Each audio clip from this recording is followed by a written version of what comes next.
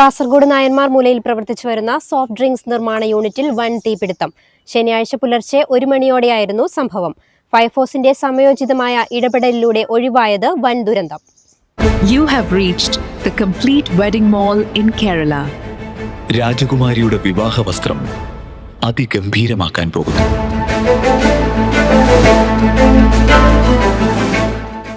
നായന്മാർ മൂലയിലെ മുഹ്സിൻ എന്നയാളുടെ ഉടമസ്ഥതയിലുള്ള ഫാക്കിയ soft drinks എന്ന സ്ഥാപനത്തിനാണ് തീപിടിച്ചത്. ശനിയാഴ്ച പുലർച്ചെ 1 മണിയോടെയായിരുന്നു സംഭവം. ഫാക്ടറി പരിസരത്ത് കൂട്ടിയിട്ടിരുന്ന വിറകിനും ചകിരിക്കുമാണ് ആദ്യം തീപിടിച്ചത്. വിവരമറിയിച്ചതിനെ തുടർന്ന് അഗ്നിശമന സേന സ്ഥലത്തെത്തി പ്രവർത്തനം ആരംഭിച്ചതിനാൽ തീ ഫാക്ടറിക്ക് അകത്തേക്ക് പടരാതെ സംരക്ഷിക്കാൻ സാധിച്ചു. ഇതിനാൽ വലിയ നാശനഷ്ടമാണ് ഒഴിവാക്കാൻ സാധിച്ചത്. കാസർഗോഡ് സ്റ്റേഷനിൽ നിന്ന് 2 ഫയർ യൂണിറ്റുകളും ഉപ്പള കാഞ്ഞങ്ങാട് സ്റ്റേഷനുകളിൽ നിന്ന് ഓരോ യൂണിറ്റുകളും സ്ഥലത്തെത്തിയാണ് തീയണച്ചത്. പുലർച്ചെ 1 മണിക്ക് ആരംഭിച്ച രക്ഷാപ്രവർത്തനം 3 മണിയോടെയാണ് പൂർണ്ണമായി ലക്ഷ്യം കണ്ടത്. കാസർഗോഡ് അഗ്നിരക്ഷാ നിലയം assistant station officer A Jafar Khan, senior fire and rescue officer V Sukku എന്നിവരുടെ നേതൃത്വത്തിൽ 25ഓളം സേനാംഗങ്ങളാണ് രക്ഷാപ്രവർത്തനത്തിൽ ഏർപ്പെട്ടത്.